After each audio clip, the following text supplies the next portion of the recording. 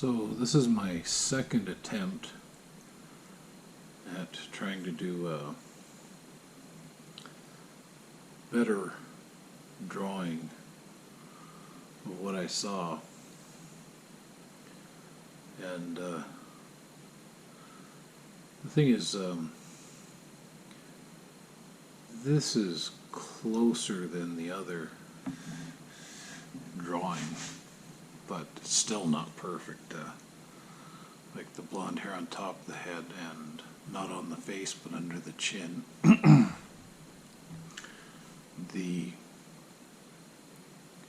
creature was squinting because it had the sun in its eyes, so in the drawing I left the eyes blank because I have no idea what color they were. And I've used a couple of marbles because they're, you know, a good proportional size to represent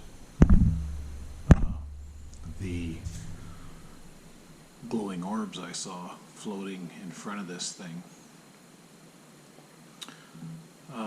I can't remember seeing, you know, the arms below this point, really. You know, from my memory, it's as though they weren't there, yet I know they were. But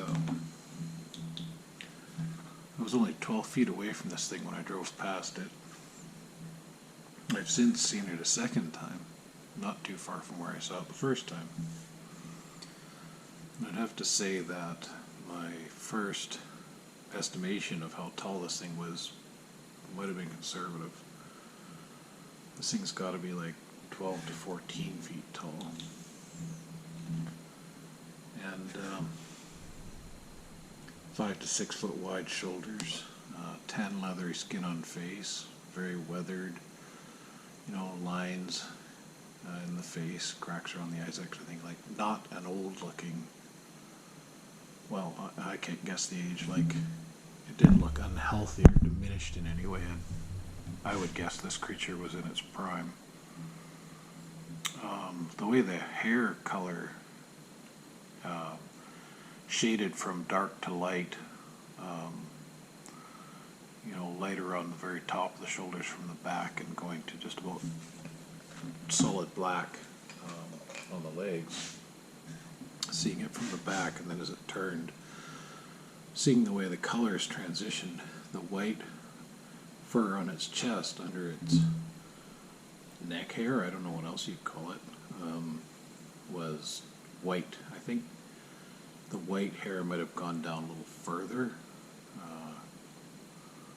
closer to the navel. I think that's accurate. But this thing has, its legs are 6 feet long, maybe 6.5 feet long.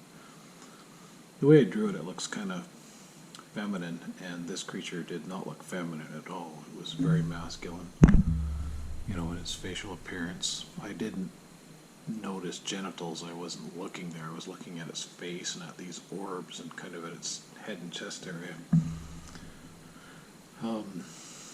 The strange location of the head being oriented not on top of the shoulders but below them is very strange.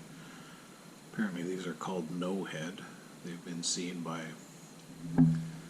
natives, you know, in remote areas. And I've chosen to call them NEPHOID. It's a word I found in the Scrabble dictionary, which describes a monster and kind of seems to fit. I was only 12 feet away from this thing when I drove past it. I gotta admit, I'm kind of glad I didn't see it, you know, like, without me being in a vehicle. I didn't feel threatened in my vehicle. I was mostly kind of in awe. But, you know, encountering this thing up close in person would probably be pretty intimidating. I mean, just the sheer size of this thing.